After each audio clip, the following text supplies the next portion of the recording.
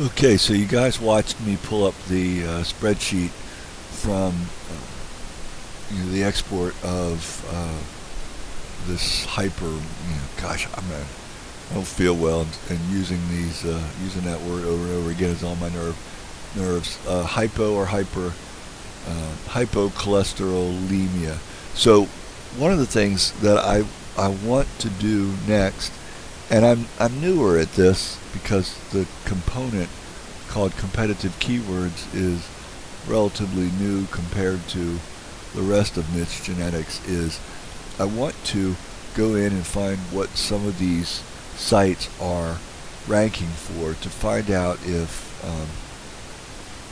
I can come up with complementary keywords that maybe they don't make it into my SERP Shaker post, but they would make good side posts that would help sort of snag traffic that comes from uh, sort of reasonably related terms. What can be really tough with this is finding a root, because competitive keywords messes around with root keywords. It can be finding a root that isn't so diverse that you wind up getting, like in the case of this, that you wind up getting health information, health-related keywords for just a ton of things that don't have a thing to do with not just low cholesterol, but cholesterol and cholesterol in general. So you got to hover over each of these titles, because for whatever reason, Niche Genetics didn't choose to put the URL visible, but it does show up, under the link. So we're going to go through these, and we're going to look for one that might be a little bit specialized. And if we can't find it, then we're going to have to go to the SERPs themselves and see if we can find a site that is dedicated to hypocholesterolemia, and we're going to run competitive keywords on them and see what they rank for. So let's see one that looks like it's completely dedicated, which is, guys, I got to tell you, it's a really good sign when you're dealing with, these are high trust flow, high DA sites for the most part, right? And you've got, you got one super competitive one here in Wikipedia.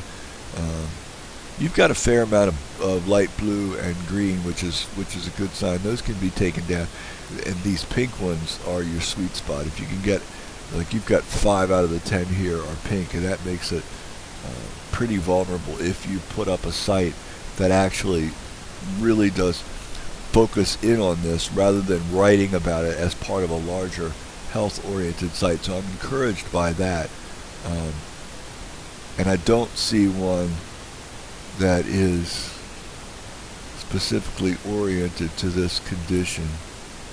So what we'll do is we will go to, let's search.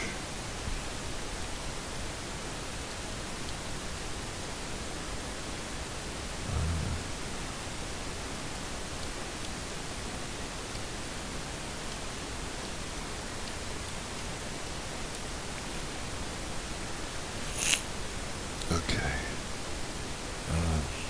So now we're going to start the process of looking for a URL that looks like they were made to write about this subject.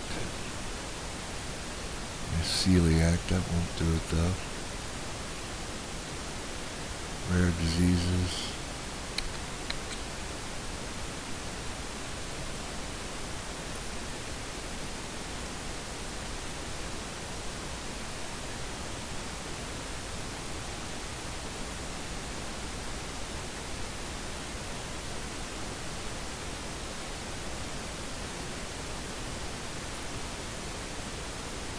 I know you're probably thinking this is awfully boring, but this is kind of what keyword research is about, right? And I'll tell you the other thing too that I think really bears mentioning is I don't do it the same way twice. You get off on these tangents where every niche is a little bit different. Like, I got into this, and all of a sudden I realized, I'm dealing with a sub niche, and I've got to I've got to redo my my approach. It's just the way it goes, you know. You got to ride with the flow. The one thing I will say about keyword research, and I think it's extremely important to mention, is that I notice a lot of people who get started in doing SERP Shaker, and they get on the message boards and they post about, let's see if cholesterolabout.com might give us what we need. Anyway, they post about how they struggle to do keyword research, right? Well, here's the problem with that. You don't have to practice, right? You know, you've got to, you learn this stuff by trial and error, and if you're not spending the time to do it exhaustively and learn from your mistakes and refine your technique, then asking somebody else how to do it it's going to be of limited use, because what they're going to say, what they're going to be saying is oftentimes going to go over your head, because you can't follow the like me, for example. I'm totally freewheeling this particular niche because of the changes I just talked about. Well, if you don't have a lot of experience with keyword research, you're going to really have a hard time understanding how I made the connection to go from one site to another, even if I'm careful to describe it. So don't be frustrated if you're new and you're watching this video and it seems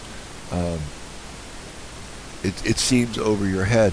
I'm doing the best I can to bring it down to a newbie level, but the truth is that a lot of the success that I have with keyword research is just based on, you know, countless hours of doing it over and over and over again. So we're going to take a look at this.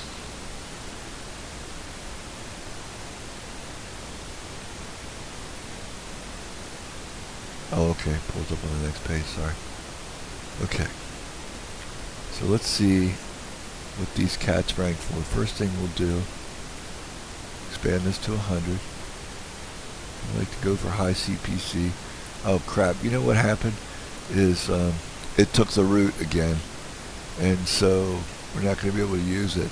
See, we started out with cholesterol.about.com and it would not niche down. They're gonna I don't know how they solved this, but I'm gonna send a message into ABS about how to address this, and I'll probably have to redo videos to come back and operate on a term that where I can find a dedicated site that's dedicated to the subject. You know what we can do though? Hang on. See, this is how we.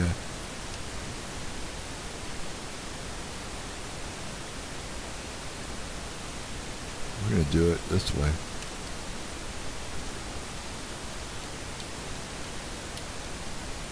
Gosh, you'd think I knew how to spell this by heart at this point. Let's see if somebody has got this website. Look at that.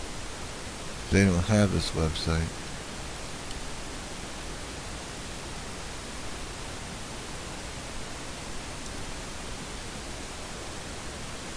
Nope. So, I'll tell you what this tells me. And I know I'm rambling again. I'm at the 9-minute mark for this video. I tell you what this tells me. This tells me that we've got a keyword that has a lot of potential as a money site. Now, the problem is I don't have, off the top of my head, a strategy for feeder sites. But let's say you were willing to, and I think this is risky, you were willing to make a SERP Shaker oriented or styled money site out of this and see if you could do enough backlinking and enough, crowd search and some of the other methods to jump this onto page 1. Now you'd have some work ahead of you, okay? Building SERP Shaker out for 30,000 cities in the United States would certainly help you in some small towns if somebody happened to do a localized a localized search for this condition, which is certainly possible because health conditions do get localized searches for a variety of reasons, some that have to do with medical providers and what have you. So you could probably pull it off. You'll get some traffic. And what I like is, if you remember the term itself, let's go back up here to, I think it wasn't it 880 searches for the term itself?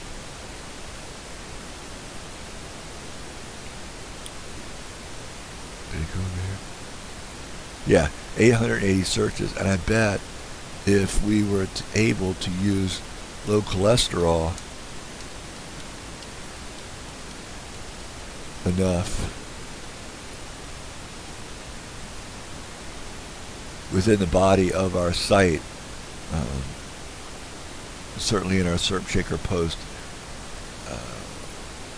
I bet we could get a pretty decent amount of traffic. And it looks like, based on that spreadsheet I had up earlier, that the CPCs were pretty decent.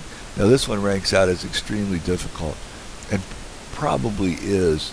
So we would want to emphasize the other keyword, even though it's fewer monthly searches, because it's definitely more vulnerable. There wasn't anybody on page 1 that was had a site specifically dedicated to hypocholesterolemia. So, but the CPC is reasonably attractive here. Let's go down and look at our competitors. We could probably anticipate that, you got the WebMDs and the Wikipedias and people like that. Health.com, no surprise there, right? By the way, another deviation, but that's what's great about these kinds of videos, right? Sites like Health.com are awesome to run competitive keywords on, because you can. I might come back and do that. I'll tell you what. I'll come back and do a bonus video. Listen to me. I sound like one of those internet marketers. I'll do an extra video for you guys where we'll do competitive keywords run on Health.com, and you'll see the enormous number of keywords that they rank for, and we'll do a filter sort on some of these things, and you'll see some of the health conditions that you can penetrate with SERP Shaker that pay incredibly well. There probably are CPA offers for them. There might even be PPL or PPC offers too, but for sure you could put up really, easy to do informational sites and earn AdSense about some of these conditions. So don't let me forget to do that. Prevention.com would be another one to run a competitive keyword thing on. Golly damn, giving you my secrets. I've already done Mayo Clinic before. I know I got some good stuff from that. Healthline, haven't done that one. New York Times, we have lithium cholesterol. That's not dedicated. There's WebMD. And I don't know Mercola. But anyway, so I'll come back. What I'll do is I'll come back and I'll pull out from the original spreadsheet, which is probably the best use we're going to have at the sub-niche level for building our SERP Shaker posts. And I'll show you how I would do that, even to the point of entering the information into SEO Content Machine so it can generate something for us for the SERP Shaker post. And I'll show you how I clean that up and make a SERP Shaker post out of it. And then in the final video, I guess video number 5, the bonus video, we'll come back and run competitive keywords on something like health.com or prevention.com, and I'll show you how you might use that to come up with entirely new niche ideas.